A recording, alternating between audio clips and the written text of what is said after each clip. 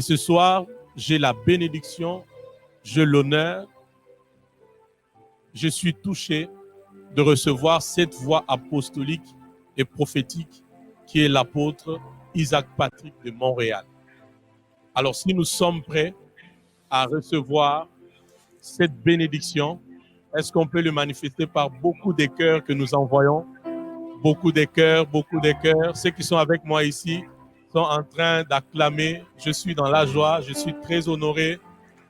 Je suis très honoré, très honoré, très honoré. Envoyez beaucoup de cœurs, envoyez beaucoup de cœurs. Envoyez beaucoup de cœurs, envoyez beaucoup de cœurs. Envoyez beaucoup de cœurs. Je suis très, très honoré ce soir d'être avec vous, cher papa, sur ce plateau. Et je sais que nous allons passer de moments extraordinaires avec vous. Papa, je vous salue. Et que Dieu te bénisse. Sois béni. Et salutations à toute l'équipe, à votre épouse surtout, Nénette. Mon épouse et moi, nous vous envoyons les salutations. Et à tous les auditeurs, tous ceux qui nous écoutent ce soir. On est vraiment contents d'être là avec toi. Oui. Je suis très honoré, très ému.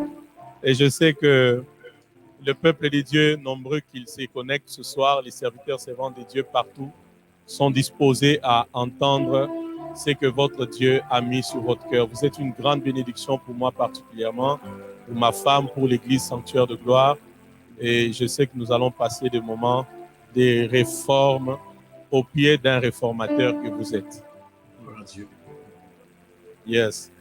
Alors, nous allons parler avec vous ce soir sur un thème très important, telle Église, telle nation. Mais avant que nous puissions parler de cela, ceux qui me suivent au-delà de ce que j'ai lu veulent mieux encore avoir l'idée sur le parcours apostolique de l'apôtre Patrick Isaac que nous avons ce soir. Quelques mots, quelques phrases de votre part pourront encore beaucoup préciser le peuple de Dieu. Et j'aimerais dire au peuple de Dieu, c'est pendant que l'apôtre est en train de nous donner assez d'informations sur cette première question, que ça vous prépare déjà à l'enseignement de ce soir et continuez encore à partager ces liens pour qu'un plus grand nombre entende la voix apostolique et prophétique de ce soir. Merci apôtre, nous sommes à vous. Simplement, en parlant de notre parcours apostolique, le premier message que j'ai apporté au niveau de la révélation apostolique, c'était en 1994. J'ai bien dit 1994 et j'ai apporté un message dans la jeunesse. J'étais leader de jeunesse et j'ai apporté le message sur où est l'Église de Jésus-Christ. Et c'était la première fois que j'ai parlé sur l'apostolique. J'étais leader de jeunesse 1994. Et donc, pendant qu'on était, je fêtais la parole de Dieu, je méditais, je suis tombé sur Éphésiens 4, 11 et 12, lorsque la Bible dit que Dieu a donné les uns comme apôtres, les autres comme prophètes, les autres comme évangélistes, pasteurs et docteurs pour le perfectionnement des saints et l'édification du corps de Christ. Et donc, quand j'ai vu ce verset, c'est la première fois que je me posais des questions comme jeune leader, mais je ne vois pas les autres dons. Je voyais le pasteur, j'ai entendu parler des bishops, mais je ne voyais pas les apôtres, les prophètes, et il n'y avait pas vraiment de docteurs qui étaient positionnés, quelques évangélistes. Et donc, c'est là que j'ai vraiment commencé à ouvrir mon esprit et à chercher sur l'apostolique. Et donc, le Seigneur nous a bénis à partir de là, quelque temps, dans cette même période, j'ai rencontré la prophétesse Eliane, mon épouse, qui est la fille de mon pasteur. Elle faisait partie de l'équipe qui est en charge de la jeunesse. Et par la suite, l'année suivante, en 1995, on s'est mariés et le Seigneur a commencé un parcours extraordinaire avec nous. Juste en parenthèse, je suis béni de la prophétesse Eliane qui est mon épouse et le Seigneur nous a donné 4 enfants merveilleux. Et c'est important, je vous explique ça, parce que ça fait partie de nécessités au niveau de notre positionnement dans l'Église. Et le Seigneur nous a donné 4 enfants. La première, Anne-Laure, elle a 23 ans. Isaac, le deuxième, il a 22 ans. La troisième, Shekinah, 19 ans, et la plus petite, 16 ans. Et le Seigneur a commencé à grandir avec nous. Et à ce moment, nous avons, en 98, commencé le ministère. En 98, 1998, nous avons commencé le fellowship. Et en 2000, nous avons établi l'Église pour la première fois.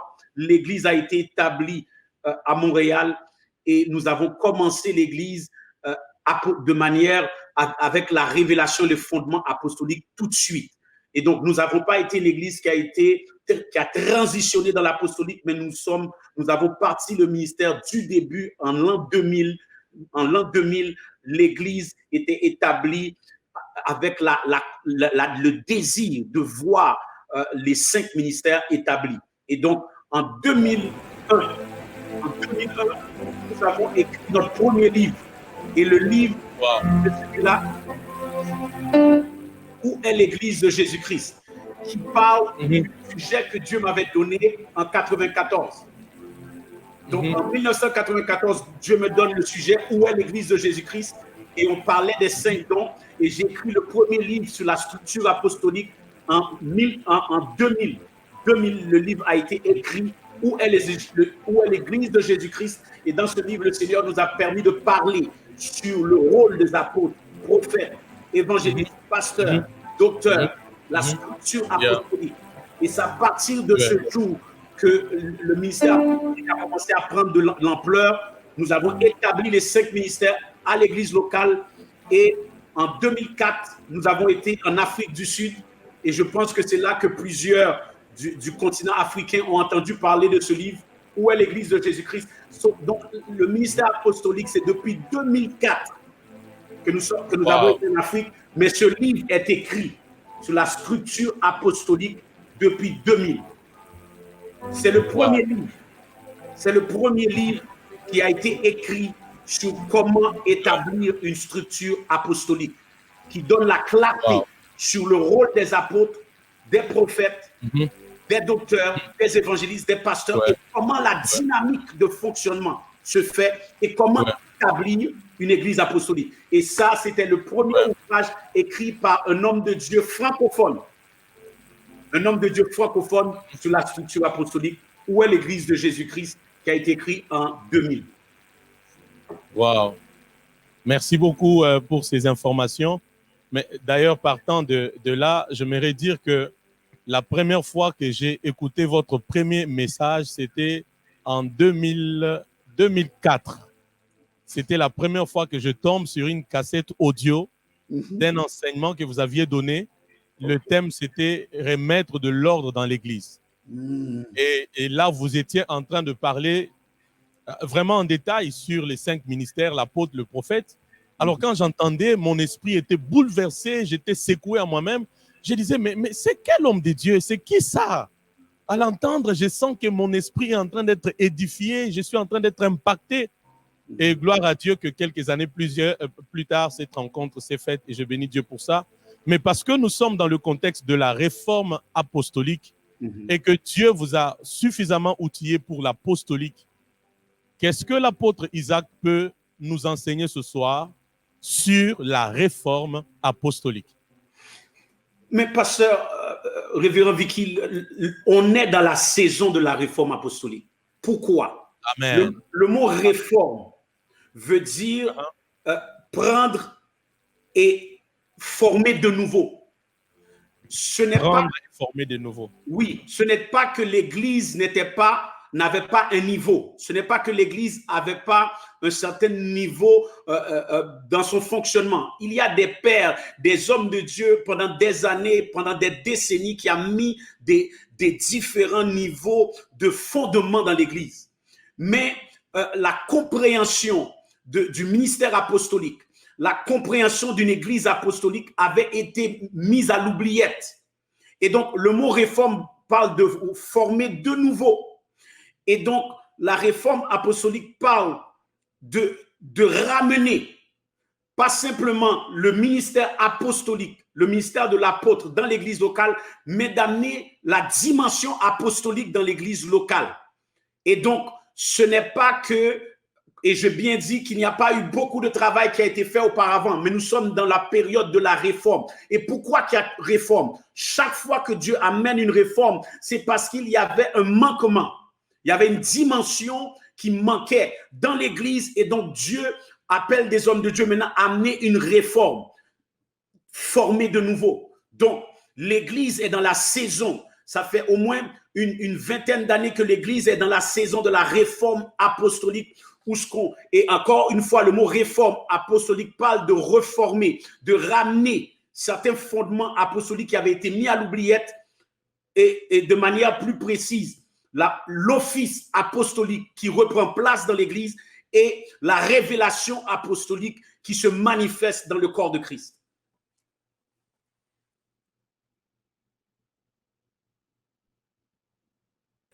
Extraordinaire. Mais j'aimerais aussi vous poser une autre question, une autre préoccupation. Et je crois qu'elle va beaucoup éclairer le peuple de Dieu parce que nous sommes en train de parler de la réforme apostolique. Quelle est votre évaluation de où est rendue l'Église en ce qui a trait à la réforme apostolique? Très, très belle question. Comme tout à l'heure, je disais, beaucoup d'hommes de Dieu ont mis des fondements de la sanctification, les fondements de la sainteté, le fondement du brisement, l'importance de l'honneur, du respect, le fondement de délivrance, de guérison, le fondement de la prière, qui est très fort en Afrique. Mais au niveau de l'apostolique, présentement, nous voyons le besoin de réforme apostolique parce qu'il y a beaucoup d'ignorance, il y a beaucoup de confusion dans ce qui a trait le mouvement apostolique. Exemple, aujourd'hui, il y a vraiment beaucoup de besoins pourquoi l'Église doit revenir dans les bases apostoliques. Nous n'avons pas l'impact que nous sommes appelés à avoir dans la société. Nous ne voyons pas la pluralité des dons. On voit le pasteur, on voit des évangélistes, on voit beaucoup les bishops, les archbishops, mais Éphésiens 4:11 nous parle des apôtres, prophètes, évangélistes, pasteurs et docteurs. Et 1 Corinthiens 12:28 va aller encore plus en précision. 1 Corinthiens 12:28 va nous dire, et Dieu a établi dans l'Église, premièrement les apôtres, deuxièmement les prophètes, troisièmement les docteurs. Et les dons gouvernementaux, on ne les voit pas vraiment fonctionner ensemble dans une même localité. Je vais vous donner ceci. Dans la parole de Dieu, dans l'église de Jérusalem, on avait 12 apôtres dans une seule église. 12 apôtres, ils fonctionnaient ensemble dans une église. Aujourd'hui, si nous avons 12 apôtres, nous avons 12 églises différentes. Donc, on ne voit pas la dynamique des 5 dons qui fonctionnent dans un centre apostolique. Et tout ça nous montre le besoin de réforme et l'impact que nous n'avons pas, la percée que nous n'avons pas, la transformation qui ne se fait pas au niveau sociétal, qu'on ne voit pas. Donc, il est clair que l'Église, malgré le travail incroyable de plusieurs grands hommes de Dieu qui ont fait un travail extraordinaire, mais on a un besoin de ramener l'Église à une autre dimension pour faire face aux réalités du 21e siècle.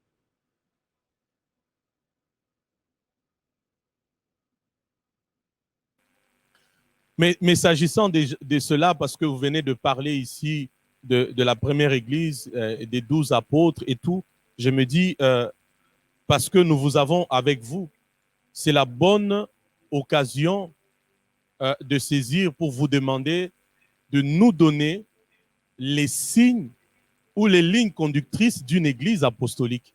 Parce que nous parlons d'église apostolique, il est temps que nous puissions connaître les signes d'une église apostolique, les lignes conductrices d'une église apostolique dans ce besoin urgent de la réforme apostolique? Oh, c'est très fort comme question.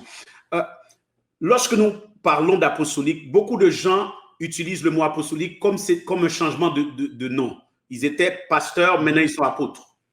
Ils étaient bishops, maintenant ils sont apôtres. Mais en lisant et méditant sur l'Église apostolique qu'on voit dans le Nouveau Testament, il y a 7 piliers qu'on peut faire ressortir pour savoir le niveau de cette Église au niveau de l'apostolique. Il y a premièrement le pilier de la structure apostolique. Numéro 1, le pilier de la structure apostolique, où ce qu'on voit clairement dans l'Église, l'établissement des apôtres, des prophètes, des évangélistes, des pasteurs et des docteurs. L'Église n'est pas obligée de commencer avec les 5. Mais lorsqu'elle atteint une dimension de maturité, nous allons voir les 5 dons en opération dans une église locale. C'est possible. Et dans l'église de Jérusalem, il y avait 12 apôtres dans une seule église. Ils ne se battaient pas. Ils n'ont pas divisé l'église en prenant un groupe et partir avec. Donc, c'est possible d'avoir la dynamique des 5 dons, apôtres, prophètes, docteurs, évangélistes, pasteurs, qui fonctionnent dans une église apostolique. Ça, c'est le premier pilier, la structure apostolique. Et c'est ça que je parle dans ce livre. Où est l'église de Jésus-Christ parle de comment établir même une église avec une structure apostolique. C'est quoi les fonctions de l'apôtre, les fonctions du prophète, les fonctions du docteur, les fonctions de l'évangéliste, les fonctions du pasteur, et comment qu'ils peuvent fonctionner ensemble pour élever une église qui est identifié, formé, mandaté pour être envoyé et affecter tous les secteurs de la société. Donc, une église apostolique, les 5 dons, le premier pilier, la structure apostolique, les 5 dons sont positionnés et ils sont en mesure d'élever un peuple. Parce que nous avons eu des églises où ce que le peuple a élevé un homme. Mais l'église apostolique, c'est un homme que Dieu établisse dans le mandat apostolique pour élever une équipe d'apôtres, prophètes, évangélistes, pasteurs, docteurs qui sont en mesure d'élever un peuple. Et le peuple, chaque personne qui est dans ce ministère, chaque membre de ce ministère sont identifiés, formés, mandatés et en mesure d'être envoyés pour atteindre leur mandat sur la terre. Donc, le premier pilier, c'est le pilier de la structure apostolique. Deuxième pilier, le ministère prophétique. Dans l'église locale qui est apostolique, on va voir le ministère prophétique. Le ministère prophétique, ce n'est pas juste un homme qui prophétise. C'est pas suffisant. Lorsque le ministère prophétique est établi dans une assemblée, il y aura plusieurs prophètes qui vont être élevés dans cette assemblée. Le peuple va être en mesure de couler dans le prophétique. Ce n'est pas un super-héros qui prophétise et il est le seul qui prophétise, mais il peut élever une équipe prophétique qui est en mesure maintenant de former des équipes prophétiques qui sont en mesure de toucher les différents secteurs de l'Église et des besoins de l'Église. Donc, le ministère prophétique, il y a la louange et l'adoration prophétique. Il y a des équipes prophétiques qui sont en mesure de toucher l'intercession prophétique.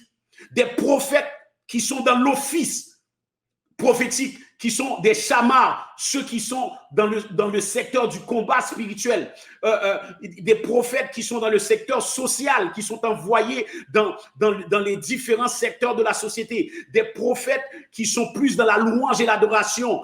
Ma femme, la prophétesse Eliane, elle est un prophète gouvernemental qui fait de la louange et l'adoration. Elle est prophète prophétique de louange et adoration, mais elle est aussi prophète gouvernementale parce qu'elle peut établir des fondements prophétiques. Et donc, le ministère prophétique, c'est plus que juste une personne qui prophétise et qui parle tout le temps du mot prophétique. Mais c'est la capacité d'élever une église prophétique où ce que le peuple coule dans le prophétique. Troisième pilier, le ministère de délivrance. Le ministère de délivrance, c'est plus que simplement chasser, de voir des gens manifester et rouler. Non, le ministère de délivrance, Dieu aime chaque croyant et il veut voir chaque personne complètement délivrée. Ce n'est pas des manifestations pour faire du spectaculaire, mais c'est de libérer les gens pour qu'ils soient complètement libres. Ministère de délivrance. Quatrièmement, le ministère du combat spirituel. Le combat spirituel est nécessaire parce que si une église est apostolique, tu dois affecter ton secteur, tu dois affecter ta nation. Donc, tu as besoin du combat spirituel. Et le combat spirituel, ce n'est pas simplement prier en langue, mais c'est de faire le mapping de la région, connaître les hauts lieux dans la région, connaître les forteresses qui dominent la région, les principautés qui règnent dans la région. Et maintenant, amener le combat dans le monde spirituel pour détrôner ces forteresses afin qu'on soit positionné pour avancer le royaume de Dieu. Et par la suite, la révélation du royaume. Numéro 5, la révélation du royaume. Une église apostolique comprend le principe du royaume. La nouvelle naissance, être né de nouveau, c'est la porte qui nous permet d'entrer dans le royaume de Dieu. Mais on doit connaître les dynamiques du royaume de Dieu. Et ça, c'est le numéro 5. Le numéro 6, l'économie du royaume. Une église apostolique doit maîtriser les finances. On ne peut pas avoir d'impact et de percée dans une région en tant qu'église apostolique si on n'a pas le poids financier. Ecclésiaste 9,16 nous dit « La sagesse du pauvre est méprisée et ses paroles ne sont pas écoutées. » On peut avoir toute la sagesse pour changer le Congo. Si nous n'avons pas les finances nécessaires, nous ne serons pas en mesure d'avancer le royaume de Dieu au Congo. Et le numéro 7, le 7e pilier, transformation sociétale. La capacité d'amener des changements dans les systèmes. Et c'est là, plus tard, je parlerai de la réforme sociétale, la transformation sociétale. Donc, 1, structure apostolique. 2, ministère prophétique. 3, ministère de délivrance. 4, le combat spirituel. 5, les dynamiques du royaume. 6, l'économie du royaume. Et 7, la réforme sociétale. À élever un peuple qui est identifié, formé, mandaté et envoyé dans chacune des systèmes qui dominent un pays. Les affaires, le gouvernement, les médias, les arts et divertissements, l'éducation, les familles et la religion. Une préoccupation lorsque vous parlez du premier pilier qui est la structure apostolique, une église dans laquelle les 5 ministères opèrent. Et partant de cela, avec tout ce que nous constatons aujourd'hui, il y a comme ça une croissance des ministères. Il y a vraiment une croissance des ministères, des apôtres, des prophètes, des docteurs, des évangélistes. Il y a vraiment une croissance depuis un certain temps. Maintenant, par rapport à ça, avec ce que vous venez de préciser sur la structure apostolique, quelle est votre lecture de cette naissance et de cette multiplication des ministères entre guillemets? Encore là, c'est une très, très bonne question. C'est vrai qu'on voit aujourd'hui une montée fulgurante de dons ministères, des apôtres, des prophètes, des docteurs, des évangélistes, des pasteurs. Et il est bien d'avoir des ministères qui montent et qui s'établissent, mais il est important que ces ministres, lorsqu'ils sont positionnés, qu'il y ait eu une formation réellement. Qu'on a vraiment des ministres qui sont positionnés parce qu'ils étaient prêts. Jésus a fait 30 ans pour 3 ans. Il a fait 30 ans de préparation pour 3 ans de ministère. Mais les 3 ans qu'il a fait, il a révolutionné le monde pour le temps et l'éternité. Et aujourd'hui, malheureusement, on perçoit beaucoup de gens qui sont positionnés dans des mandats ou dans des offices et qui n'ont pas nécessairement eu une bonne lecture, une bonne compréhension même de leurs dons. Je vois des jeunes aujourd'hui qui sont apôtres, des jeunes qui sont prophètes, et il n'y a rien de mal si que le jeune a été préparé, si le jeune a passé ses étapes. Mais c'est très dangereux d'entrer dans un ministère lorsqu'on n'a pas été proprement équipé pour ce ministère. Et donc, si on regarde même l'établissement de l'office apostolique de l'apôtre Paul, dans Acte 13, la Bible nous dit qu'il y avait plusieurs prophètes et docteurs dans l'église d'Antioche. Et pendant qu'ils faisaient leur ministère, Acte 13, verset 2, le Saint-Esprit va dire au collège de l'église d'Antioche, mettez-moi à part Paul et Barnabas. L'apôtre Paul avant même d'être apôtre, il était un docteur dans l'église d'Antioche. Il avait de la maturité, il avait des résultats, il avait des fruits. Et par l'entremise de ces fruits, de ces résultats, c'est pas lui qui s'est recommandé. C'est pas lui qui a dit je sens que le temps est arrivé pour que je commence mon ministère. Mais le Saint-Esprit a parlé parmi les anciens de l'église d'Antioche. Et le Saint-Esprit va dire, mettez-moi à part l'apôtre Paul et l'apôtre Barnabas pour l'œuvre que je les ai appelés. Mais aujourd'hui, beaucoup, malheureusement, sont libérés et ils ont des appels. Mais qui les a ordonnés? Qui les a positionnés? Et ce manque de profondeur au niveau de la maturité des dons nous fait beaucoup tort comme Église. Parce que il y a des ratés à cause qu'il y a une préparation et un niveau de maturité et de résultats qui n'est pas là au niveau de certains. Et j'ai bien dit certains parce qu'il y a des ministres qui sont vraiment... Il y a des apôtres qui font un travail extraordinaire. Il y a des prophètes qui font un travail extraordinaire, des docteurs, des évangélistes de renom qui font un vrai travail, des pasteurs qui font un vrai travail. Mais nous devons faire attention à une montée, surtout dans cette génération où on se pose la question, mais qui les a ordonnés? Qui les a positionnés? Qui est l'autorité spirituelle qui est mature, qui a lui-même des fruits, qui les a libérés dans leur mandat? Si on regarde, Josué a été établi par Moïse. Et lorsque Moïse a imposé les mains sur Josué, la Bible nous dit que le peuple, dans Deutéronome 34, verset 9, le peuple va respecter Josué parce que Moïse a imposé les mains sur lui. Et Dieu a établi des éminents hommes de Dieu à la RDC et des pères qui sont là, qui ont fait des très grands travaux. Mais on doit s'assurer de reconnaître qu'avant qu'on commence un ministère, on doit s'assurer qu'il y a un père qui a vraiment la maturité, un vrai père, pas un père de titre, mais un père de résultats, qui est en mesure d'éduquer, de former, de donner les rouages du ministère, parler de l'opposition dans le ministère, le brisement qui est nécessaire, les attaques dans le ministère, les ratés qu'on peut avoir dans le ministère, et que ces jeunes peuvent avoir une couverture apostolique pour que lorsqu'ils sont lancés, ils sont réellement lancés par un homme de Dieu, une femme de Dieu qui est vraiment une autorisée de Dieu, un autorisé de Dieu qui a des résultats lui-même et la maturité et être en mesure de relâcher quelqu'un qui va apporter réellement des résultats.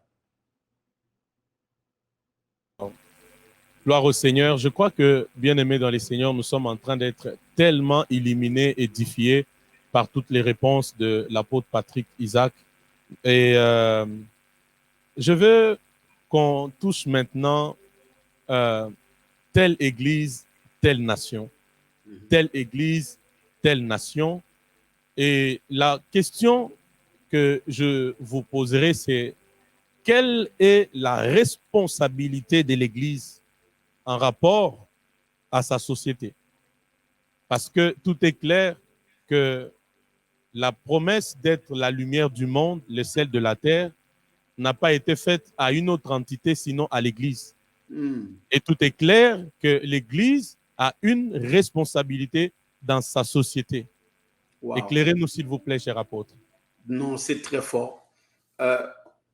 Tu viens de mentionner ce que la Bible dit dans Matthieu 5, lorsqu'il parle du fait que l'Église est appelée à être la lumière du monde, le sel de la terre. La Bible va nous dire encore dans Acte 1, verset 8, vous recevrez une puissance lorsque le Saint-Esprit survenant sur vous, et vous serez mes témoins, non à l'église PQL à Montréal, non à l'église sanctuaire. On ne va pas être des témoins dans l'église de la puissance de Jésus-Christ, dans l'église nazaréen.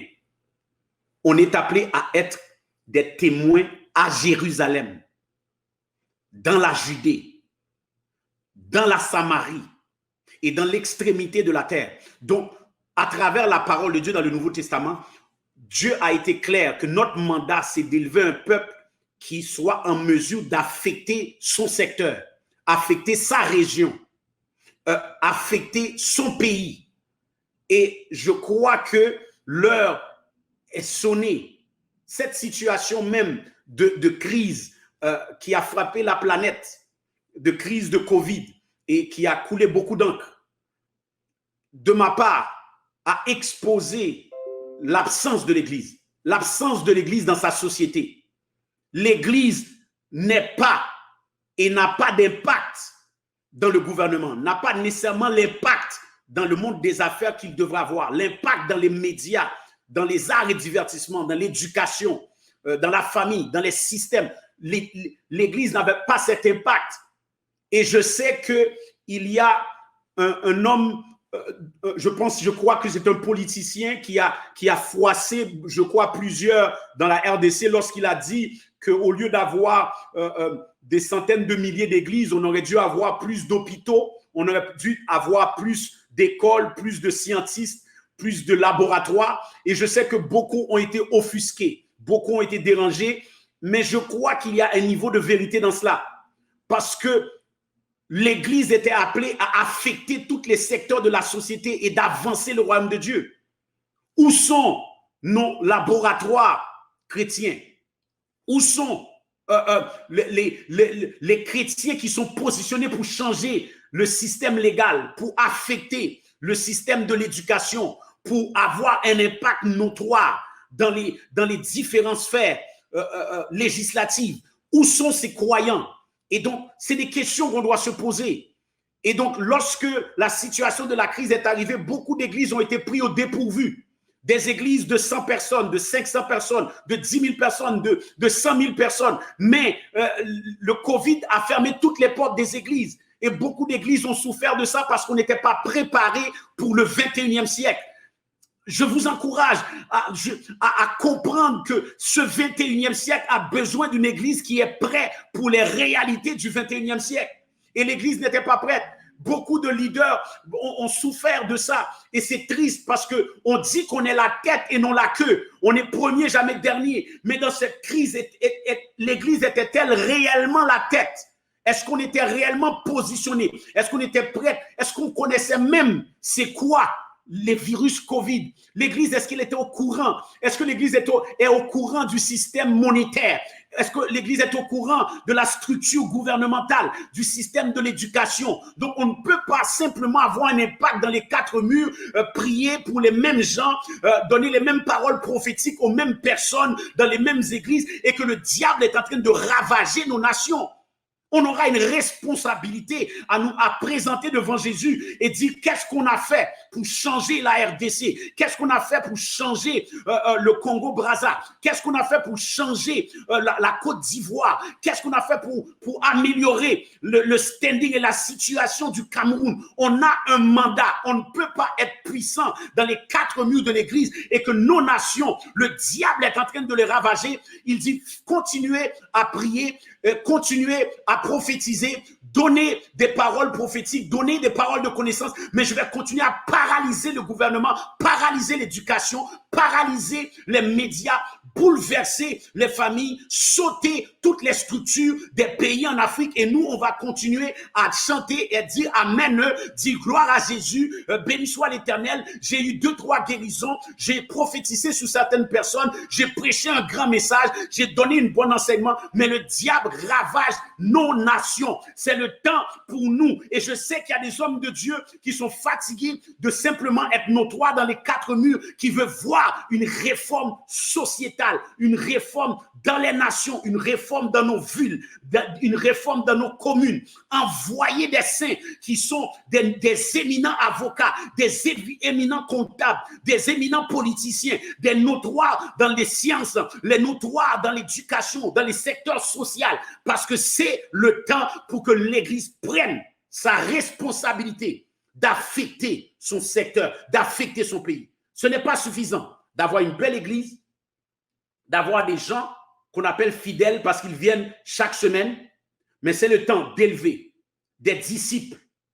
Jésus n'a pas élevé un mouvement basé sur des fidèles, sur des suiveurs, des gens qui suivent. Il a élevé des disciples. Le disciple, c'est une personne qui maîtrise les notions de son maître et qui est en mesure de les mettre en application.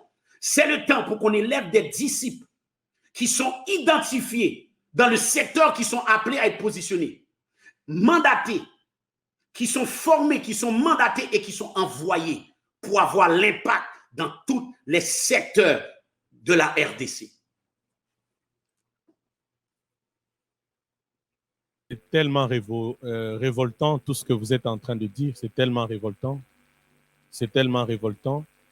Nous devons avoir de l'impact non seulement dans les 4 murs, mais il est temps aussi d'avoir de l'impact dans le monde, dans la nation. Mais tout à l'heure, vous avez parlé des différents secteurs. Vous avez parlé des différents secteurs. Je vous ai entendu parler de la politique, des médias, des familles. Et nous comprenons que c'est dans ces secteurs-là que l'Église, comme celle de la terre et lumière du monde, doit faire un travail. Mais de quelle manière, de quelle façon plus pratique cela peut se faire pour qu'on ressente l'impact et l'apport du chrétien dans le monde? Mais je crois que premièrement, on ne peut pas simplement être satisfait à amener des gens au Seigneur et attendre que ces gens vont au ciel. Il y a des croisades d'éminents évangélistes qui amènent les gens au Seigneur. Des croisades de 500 000 personnes, 400 000 personnes, 300 000 personnes. Et ces gens viennent au Seigneur et reçoivent Jésus comme leur sauveur personnel. L'évangéliste a fait son travail, il les a amenés au Seigneur. Mais ces gens doivent entrer dans une assemblée qui doit faire plus que simplement les édifier.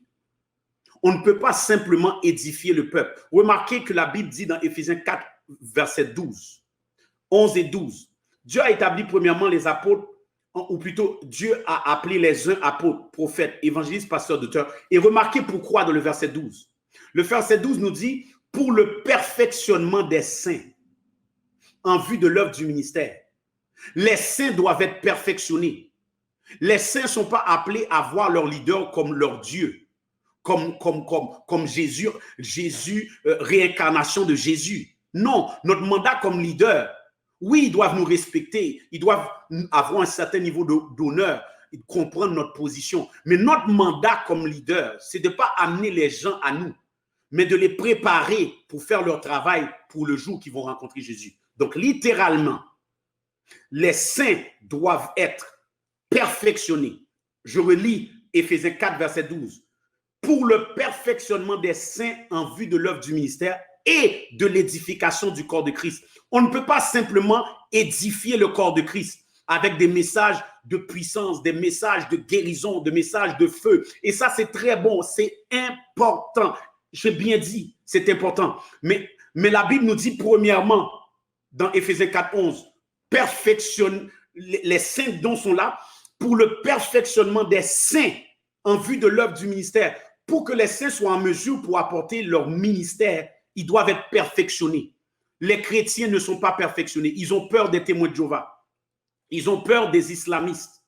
Ils ont peur des occultistes. Pourquoi?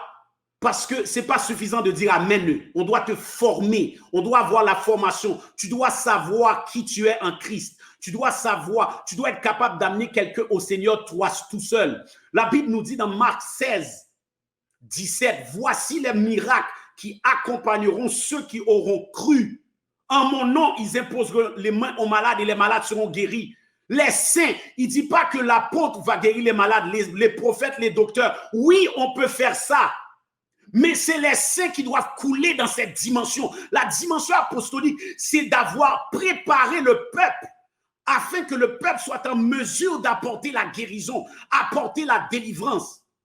Vous êtes là. Donc, littéralement, perfectionnons les saints pour qu'ils soient en mesure de connaître les principes de base. La sanctification, le royaume de Dieu, la foi, les dons spirituels, la structure apostolique, le ministère prophétique, le combat spirituel. On doit les perfectionner. Et maintenant, ils doivent connaître leur identité. Parce que chaque croyant qui vient dans une assemblée, il y a un mandat sur sa vie. Ce n'est pas juste un pasteur qui a un appel, mais chaque saint a un mandat sur sa vie. Et c'est en venant dans le rassemblement des saints qu'il doit avoir la compréhension de qui il est et son mandat sur la terre. Et lorsqu'il reconnaît son mandat sur la terre maintenant, il peut être maintenant envoyé pour affecter les systèmes. Mais aujourd'hui, les saints sont envoyés dans les systèmes, mais s'ils ne sont pas préparés, les systèmes et les puissances qui dominent les systèmes vont les paralyser. Les systèmes vont les détruire. Voilà pourquoi beaucoup d'artistes américains, on voit cela, les artistes américains qui rentrent dans le secteur de la musique. Plusieurs des artistes qui sont dans le monde maintenant, ils étaient des musiciens chrétiens, mais ils n'avaient pas de profondeur, ils n'avaient pas de bagage spirituel. Donc le jour qu'ils sont entrés dans la musique, dans le monde, au lieu d'affecter le monde, c'est le monde qui les a affectés.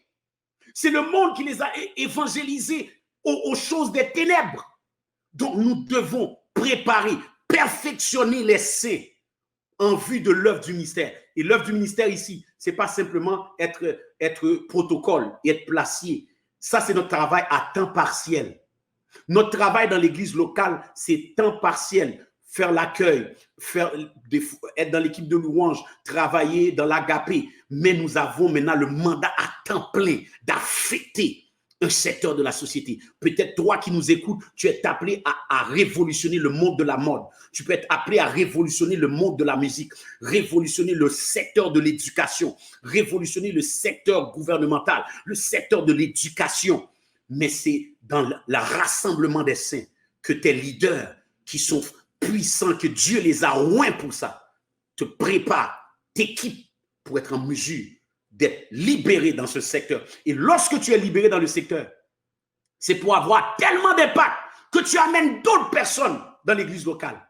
Tu affectes les gens de ton secteur et tu les ramènes dans ton église locale. Et maintenant, tes leaders sont en mesure de former d'autres pour les lancer encore et qu'ils affectent d'autres et qu'ils amènent d'autres gens. L'évangélisation, ce n'est pas simplement de passer des petites affiches et dire Jésus revient et de les amener dans une église locale. Non. Le vrai travail, c'est d'élever des royaumiseurs, des disciples qui sont envoyés dans un système pour avancer le royaume. Impacter ce secteur. Toucher à tel point ce secteur que les gens de ce secteur viennent à l'église et viennent recevoir la même manne et le perfectionnement nécessaire pour qu'ils atteignent leur mandat. Je vous ai entendu, les temps passent tellement vite. Il nous reste juste quelques minutes. Les temps passent tellement vite. Mais je vous ai entendu parler des systèmes d'influence. Et vous avez énuméré dans vos réponses quelques-uns des systèmes. J'allais savoir, dans ces systèmes, y en a-t-il qui ont la prééminence sur les autres?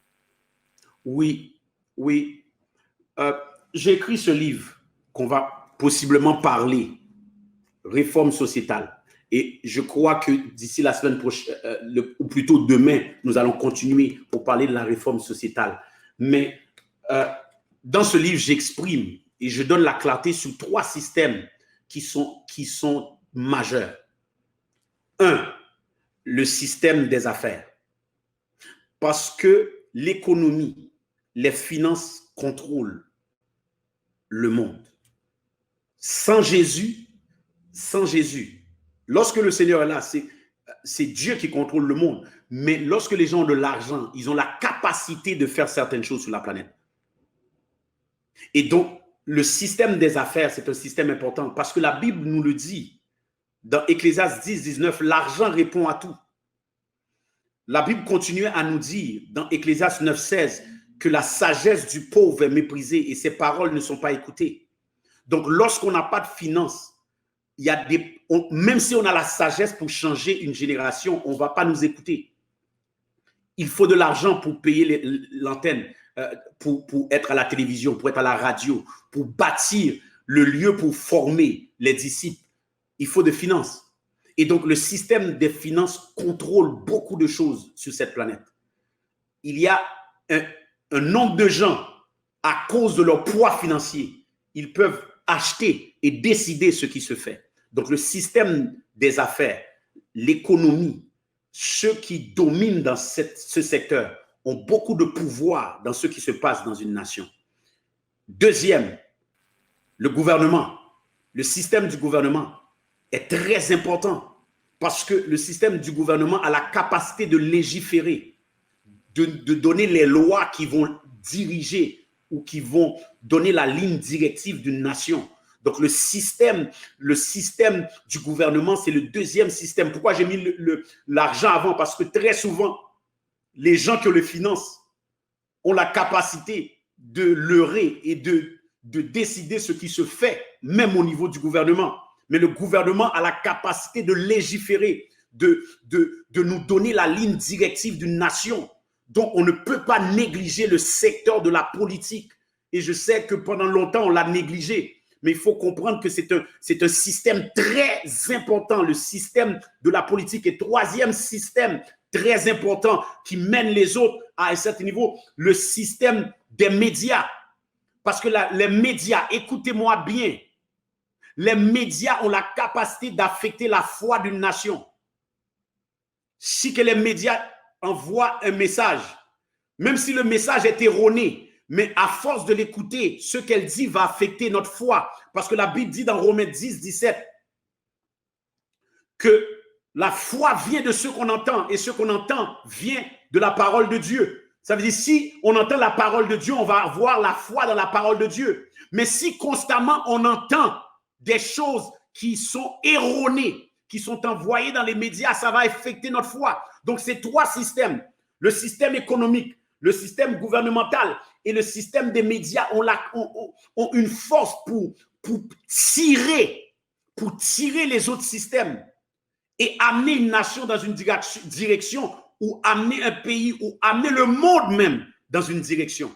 Donc, ces trois systèmes, le système des affaires, de l'économie, deux, le système du gouvernement et de la politique, et numéro 3, le système des médias ont la capacité de faire beaucoup de dégâts. Et voilà pourquoi que les royaumiseurs, les disciples de Jésus-Christ qui avancent le royaume doivent pénétrer ces systèmes et avoir de l'impact. Un, le système des affaires, parce qu'il contrôle les finances et l'argent peut tout acheter. La Bible nous le dit, Ecclésiaste 10, 19, l'argent répond à tout. Deux, le système du gouvernement parce qu'il a la capacité de légiférer. Et numéro 3, le système des médias parce qu'ils peuvent affecter notre foi. Ils peuvent amener le peuple à croire ou aller dans une direction si c'est publicisé. Oh, je suis en train d'être révolutionné ce soir. Et vous savez que nous sommes presque à 1 heure du temps. À 1 heure du temps. Tellement, ce moment est tellement bénissant, il est tellement bénissant. Et je bénis l'Éternel pour cela. Peuple de Dieu, gardez votre soif. Nous avons la grâce d'avoir encore l'apôtre Patrick Isaac demain à la même heure pour aller encore en profondeur de tout ce qui a commencé à partir d'aujourd'hui. Mais j'aimerais, avant que nous ne puissions arrêter ce moment, vous poser juste une dernière question. Ensuite, recevoir de vous la prière pour tous ceux qui sont en train de nous suivre au Congo, en dehors du pays, parce que le peuple de Dieu avait tellement hâte de vous écouter aujourd'hui. Oui, de manière brève, telle église, telle nation, qu'est-ce que le peuple de Dieu peut retenir ce soir? Et ensuite, nous recevrons de vous la prière pour se retrouver encore demain. Telle église, telle nation. Si le niveau de l'église est bas, l'impact dans le pays va être bas. Si le niveau de l'église n'est pas là, on n'a pas un peuple, on n'a pas élevé un peuple qui est en mesure d'impacter sa société, sa nation, la nation va être affectée. Donc aujourd'hui, l'église a la responsabilité de la nation. Si la nation souffre, avant de pointer les doigts sur les différents dignitaires qui sont positionnés, qu'est-ce que l'Église a fait pour avancer le royaume de Dieu dans sa nation? Avant de parler sur les politiciens, de parler sur les hommes d'affaires, les gens qui sont en position, mais qu'est-ce que l'Église a fait? Et donc, pour savoir le niveau de notre Église, regardons premièrement le niveau de notre nation. Avant de dire que l'Église est notoire, l'Église est puissante, l'Église fait de grandes choses dans une nation, si la nation est médiocre, est affectée, est paraplégique, souffre, nous avons la responsabilité. Et je crois qu'il y a un peuple de Dieu qui a soif, comme le révérend Vicky Dissachi, et qui, par ses interventions et cette conférence, on a soif de voir une transformation dans notre nation. Et ça commence par une transformation dans nos églises. Une église qui connaît la responsabilité d'affecter sa nation. Si la nation souffre, c'est parce que premièrement, l'église est souffrance. Mais si l'église est notoire, la nation va être notoire parce qu'on a le mandat d'impacter Jérusalem, d'impacter Judée, Samarie, extrémité de la terre. On a le mandat d'impacter Kinshasa, Katanga, toute la RDC. Oh. Oh.